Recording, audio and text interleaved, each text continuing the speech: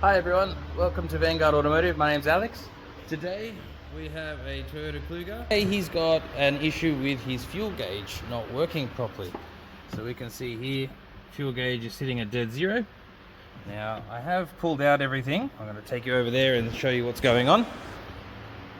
So he's had this fuel pump and the whole assembly replaced by somebody else, and it hasn't fixed the issue. This is the float level. This dial moves up and down as you fill up the tank or use the fuel, and it changes the gauge.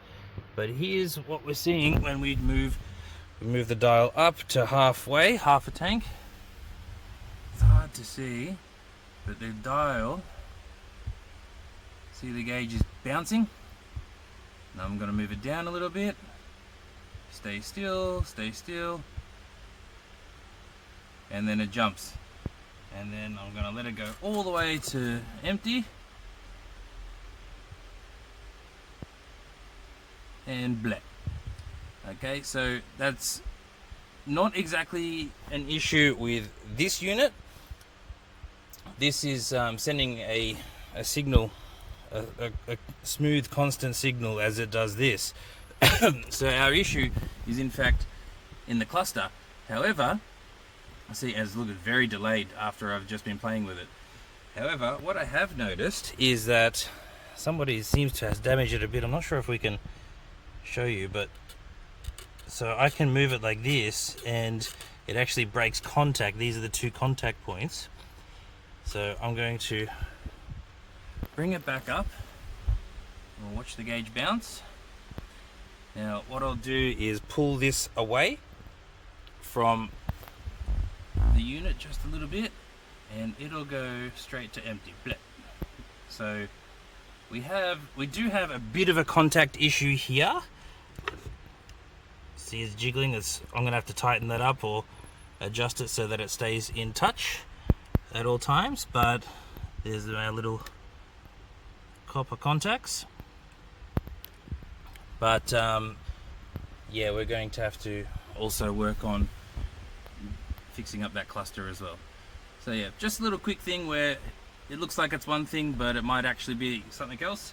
So we'll do a bit of playing around and see how we go. Okay, so I popped it out. So now we can just gently slide this out. And now we have a little arm here. And here are our connection points. And as I'm playing with it, I've discovered most likely the root cause, if we can focus. So it's sitting here, which isn't nearly as much. Now if you look at the base, look how much it's moving. It's come loose. This is evidently a pretty cheap aftermarket unit. There's no brand on it, so I've got no idea which one it is.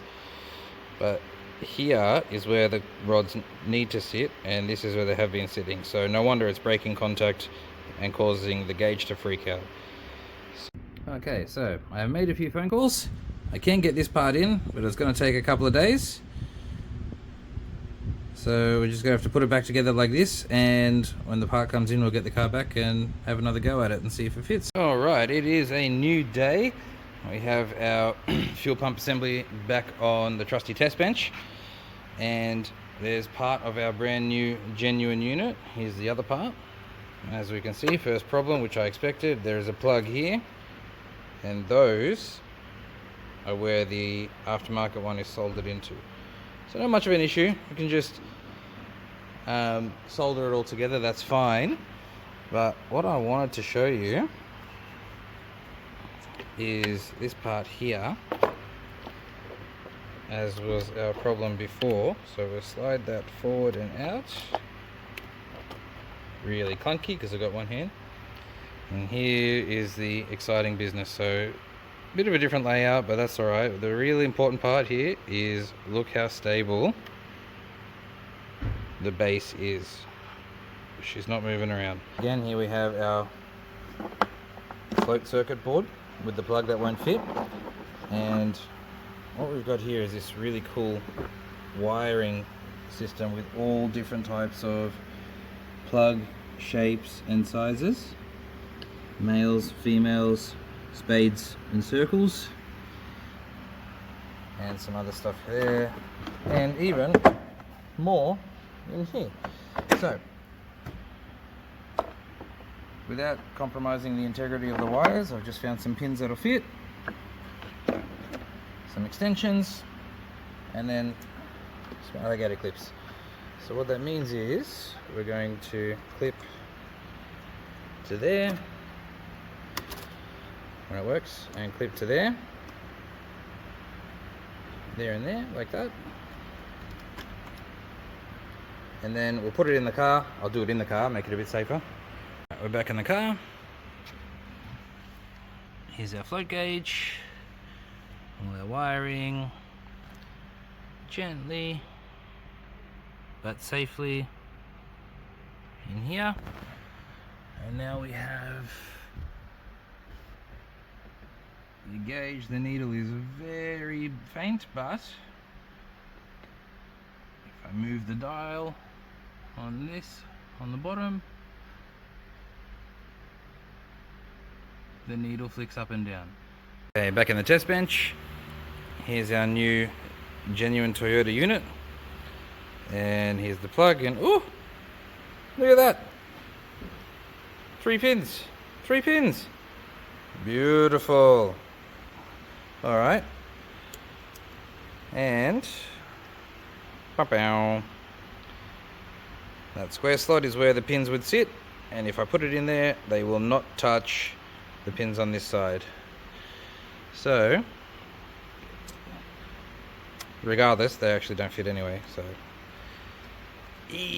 no. Okay, back to soldering. And we are done. Camera's freaking out, but we have solder. Some nice solid connection. Let's put her back in the car and see how she goes. Okay, we are plugged in once more. One final test before we put everything back together. Dead empty on the top gauge. And we move it up a bit. Give it a sec. Boom. Boom. Alright, working. Let's plug her in and see what happens. Alright, she's mounted nice and secure. There's the fuel line. Now I just need to push the plug in. Obviously, we are dead empty. So, one of the final steps. Plugged in, happy. And we have a fuel gauge. Yay!